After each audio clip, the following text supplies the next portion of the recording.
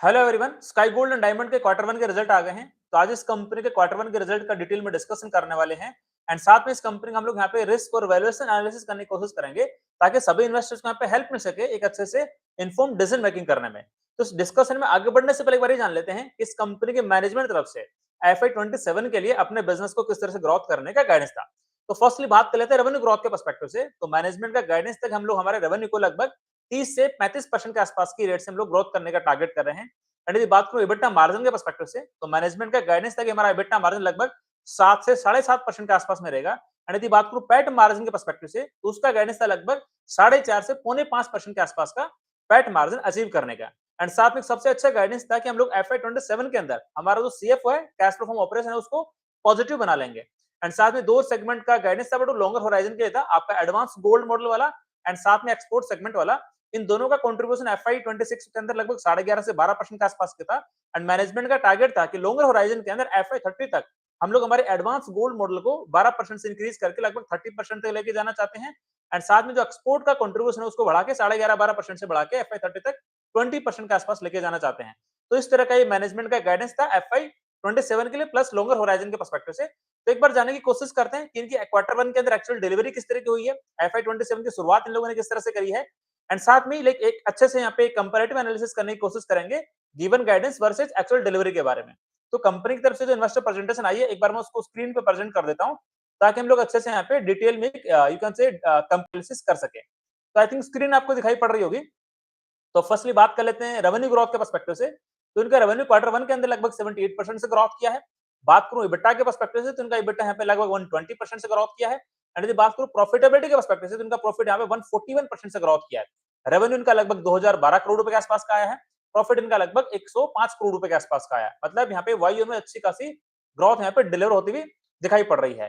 And बात करूं EBITDA margin के पर्सपेक्टिव से, तो क्वार्टर वन के अंदर इनका इबिटा मार्जिन 7.8% के आसपास में आया है। एंड जो पैट मार्जिन लगभग 5.2% के आसपास में आया है। एंड यदि बात करूं इनके लाइक बाकी के ऑपरेशनल पैरामीटर के बारे में, इनका जो कैश फ्लो फ्रॉम ऑपरेशन है वो यहाँ पे पॉजिटिव हो गया क्वार्टर वन के अंदर, लगभग 30 करोड़ रुपए का पॉजिटिव कैश फ्लो यहाँ पे जनरेट किया है। एंड साथ में जो इनका लाइक आपका नेटवर्किंग कैपिटल यहाँ पे लगभग सिमिलर टाइप ऑफ रहा है, लगभग 60 दिन के आसपास में ही। एडवांस गोल्ड का बिजनेस इनका लगभग FY 26 में 11.5% के आसपास में था, वो बढ़ के लगभग 17% के आसपास में हो गया क्वार्टर वन के अंदर। तो ये एक्चुअल में यहाँ पे डिलीवरी हुई है। मतलब जो मैनेजमेंट के गाइडेंसेस थे रेवेन्यू ग्रोथ के पर्सपेक्टिव से, इबिटा मार्जिन के पर्सपेक्टिव से, पैट के पर्सपेक्टिव से, CFO पॉजिटिव होने के पर्सपेक्टिव से, सभी को यहाँ पे अचीव करते हुए नजर आ रहे हैं। अब एक बार थोड़ा मैं इनका Q on Q comparative analysis करने की कोशिश करना चाहता हूँ कि यार क्यू एन क्यू बेसिस पे यहाँ पे किस तरह की डिलीवरी हुई है, क्या मार्जिन में एक्सपेंशन है कि नहीं है, रेवेन्यू ग्रोथ के अंदर डिलीवरी है कि नहीं है।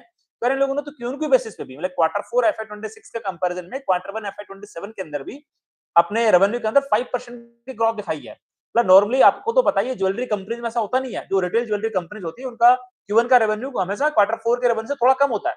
बट यहाँ पे तो Q1 की बेसिस भी ग्रोथ है। एंड यदि बात करूं आपके इबिटा मार्जिन के पर्सपेक्टिव से, तो इनका इबिटा के अंदर भी एब्सोल्यूट इबिटा के अंदर भी ग्रोथ आई है।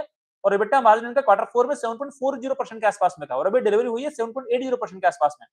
43 बेसिस पॉइंट के आसपास में यहाँ पे ग्रोथ दिखाई दी है। बात करूं पैट के पर्सपेक्टिव से, तो इनका प्रॉफिट लगभग 91 करोड़ रुपीस का था लास्ट क्वार्टर के अंदर, अभी 105 करोड़ रुपए का आया है। प्रॉफिट के अंदर 16% की ग्रोथ है। और पैट मार्जिन के अंदर यहाँ पे 47 बेसिस पॉइंट का यहाँ पे इंप्रूवमेंट दिखाई पड़ रहा है क्यू क्यू बेसिस पे। तो यहाँ पे तो अच्छे खासे नंबर डिलीवर हुए हैं। एंड आपको तो पता ही होगा क्वार्टर फोर FY 26 के एग्जिट के टाइम पे इनका जो एडवांस गोल्ड मॉडल है वो 20% टच कर दिया था। ऑल्दो क्वार्टर वन में 17% आया है, उसके बावजूद भी यहाँ पे क्यू बेसिस पे हर एक पैरामीटर, भले रेवेन्यू ग्रोथ देख लो, भले आप इबिटा मार्जिन का एक्सपेंशन देख लो, या फिर पैट मार्जिन का एक्सपेंशन देख लो, उसके अंदर यहाँ पे ग्रोथ होती हुई दिखाई पड़ रही है। You can say great set of number यार। मतलब आप हर एक एंगल में जो भी यहाँ पे you can say point of आप निकालने की कोशिश करो, हर एक वाले एंगल में यहाँ पे ग्रोथ दिखाई पड़ी है हर एक पैरामीटर के अंदर।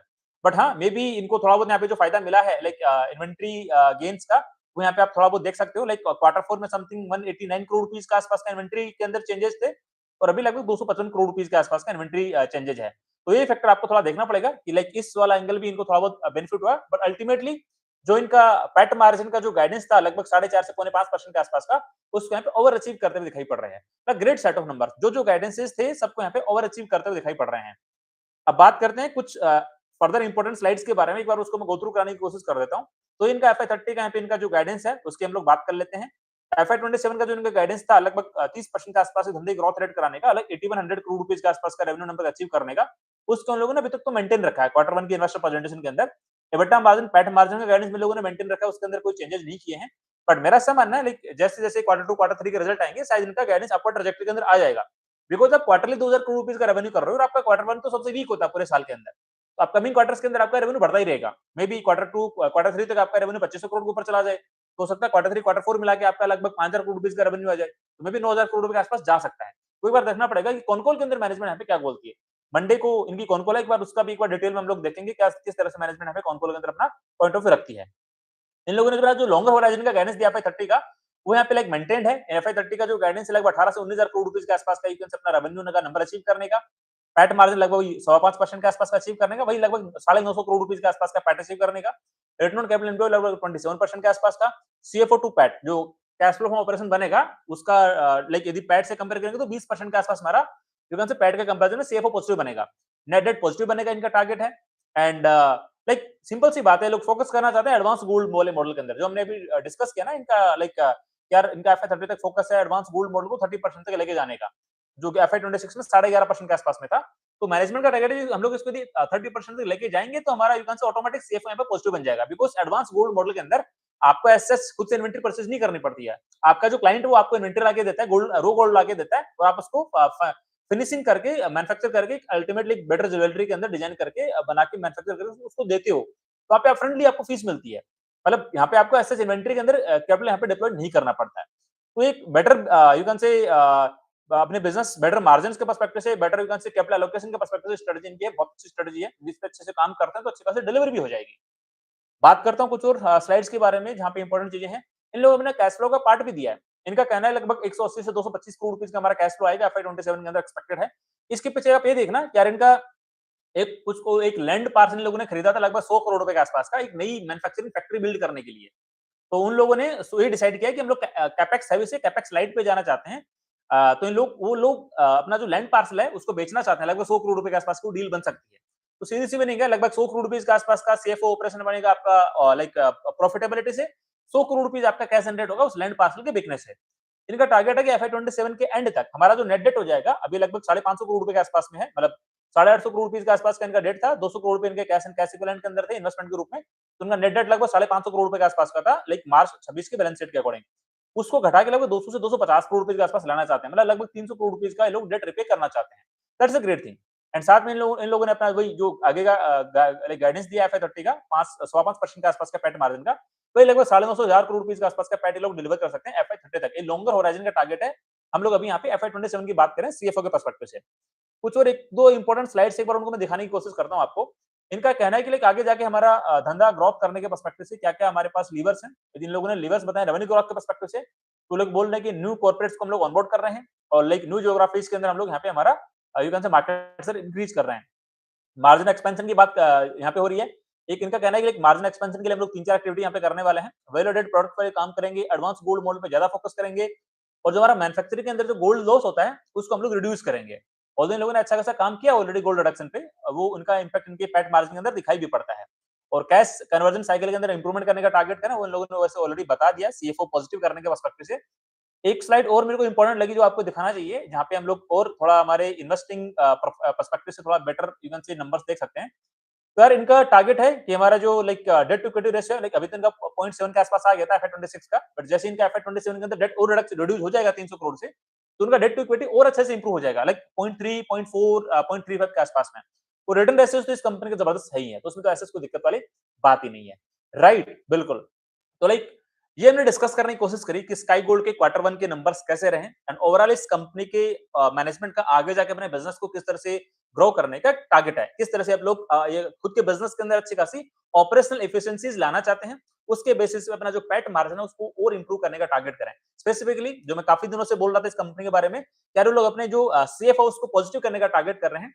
एंड यहाँ पे बहुत अच्छी बात क्या थी, लाइक जो इस कंपनी के प्रमोटर्स हैं वो CFO पॉजिटिव करने के बाद में डिविडेंड से यू कैन से अपनी खुद की अर्निंग करना चाहते हैं रादर देन सैलरी। उन्होंने टारगेट लिया कि जब तक CFO पॉजिटिव नहीं हो जाएगा तब तक हम लोग सैलरी विड्रॉ नहीं करेंगे। दैट्स अ ग्रेट थिंग यार। लाइक कंपनी का प्रमोटर बोल रहा है कि मैं CFO पॉजिटिव करूंगा, तो उसके बाद डिविडेंड दूंगा मेरे इन्वेस्टर्स को, उससे जो भी मेरे हिस्से की शेयर होल्डिंग उसके बेसिस पे जो अमाउंट आएगा मेरा डिविडेंड के रूप में यू कैन से मेरा कॉम्पनसेशन होगा साल का। मैं यहाँ पे सैलरी विड्रॉ नहीं करूंगा। इससे बड़ी बात क्या हो सकती है, मतलब ये यही चीज मैं यहाँ पे लास्ट 2-3 क्वार्टर से कंसिस्टेंटली इस कंपनी के बारे में बोले जा रहा हूँ। एंड मेरे को ये सब सुन के अच्छा लगता है यार। कंपनी का जो प्रमोटर है, मतलब जो कंपनी के प्रमोटर्स है, वो 52% की शेयर होल्डिंग यहाँ पे रखते हैं अपनी कंपनी के अंदर।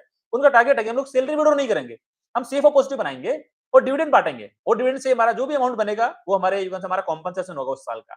इट्स अ ग्रेट थिंग है, मतलब you can say high level की यहाँ पे यू कैन से प्रमोटर की इंटीग्रिटी कंपनी दिखाती है। एंड साथ में लोगों को क्वार्टर 4 में याद होगा ना, अपना एक एम्प्लॉय था मिस्टर आकाश नाम से, उसको कंपनी का सीईओ बनाया। मतलब इट्स अ ग्रेट थिंग, आपने आपका एक एम्प्लॉय जो काफी दिनों से आपके साथ में है, उसको आपने यू कैन से कंपनी का सीईओ बनाया। और लास्ट वाली कॉन कॉल के अंदर mister Akash he you can say con call के अंदर अपने सारे आंसर्स दे रहे थे, राइट। एंड इस वाली कॉन कॉल के अंदर भी definitely I am thinking mister जो आकाश है, वही यहाँ पे कॉन कॉल में अपना यू कैन से एनालिस्ट लोगों के आंसर देंगे सारे क्वेरीज का। तो इट्स अ ग्रेट थिंग, मतलब you can say corporate governance के पर्सपेक्टिव से मेरे को चीजें यहाँ पे थोड़ी अच्छी बेहतर लगती है, अच्छी लगती हैं। एंड जो क्लैरिटी, जो ट्रांसपेरेंसी है बिजनेस के अराउंड, ये लोग सारी अपने यू कैन से इन्वेस्टर्स के साथ में अच्छे से डिस्प्ले कर देते हैं इन्वेस्टर प्रेजेंटेशन के अंदर ही। कॉन कॉल के अंदर मतलब बहुत ही मिनिमल बातें यहाँ पे लगती हैं जो होती हैं, बट ठीक है, इस कॉन कॉल के अंदर कुछ ऐसी डिफरेंट चीजें आएंगी तो आई विल ट्राई कि मैं उन पॉइंट्स को भी अच्छे से लाइक कवर करने की कोशिश करूं। बट हाँ, एज ऑन जो इन्वेस्टर प्रेजेंटेशन है उसके बेसिस पे हमने यहाँ पे सारी चीजों को डिस्कस करने की कोशिश करी है। तो एज ऑन डेट जो इनका गाइडेंस था 30% का, उसको तो यहाँ पे बहुत अच्छे रेट से ओवर अचीव किया। मतलब आपका गाइडेंस 30-35% का, आप धंधे ग्रोथ रेट कर रहे हो लगभग 70-80% के आसपास में। इट्स अ ग्रेट थिंग यार। हाँ, मान सकते हो कि लास्ट ईयर क्वार्टर 1 क्वार्टर 2 का बेस कम था, तो मे बी क्वार्टर 2 के अंदर भी इनका धंधे का ग्रोथ रेट 60-70% के आसपास आ सकता है। दैट इज अच्छी बात है। बट कहने को तो कुछ भी कहो यार, बट गाइडेंस आपने 30-35% का दिया, आपकी डिलीवरी हो रही है 60-70-80% के आसपास में, तो कहीं मैच वाला करने वाला पार्टी नहीं है। और मेरे को तो ऐसे लग रहा है, ऑल्दो इस कॉन कॉल के अंदर भी इनसे पूछा जाएगा डेफिनेटली कि यार आप लोग अपना गाइडेंस बढ़ा क्यों नहीं रहे हो, because last year 6300 crore rupees का रेवेन्यू था। इस बार इन लोगों ने गाइडेंस दिया 8100 करोड़ रुपीस के आसपास का। तो डेफिनेटली लाइक वो 30% के आसपास की ग्रोथ रेट है। और आपने तो क्वार्टर 1 के अंदर 2000 करोड़ रुपए का रेवेन्यू अचीव कर लिया है। और आपका तो क्वार्टर 1 हमेशा सबसे वीकर क्वार्टर होता है पूरे फाइनेंशियल ईयर का, राइट।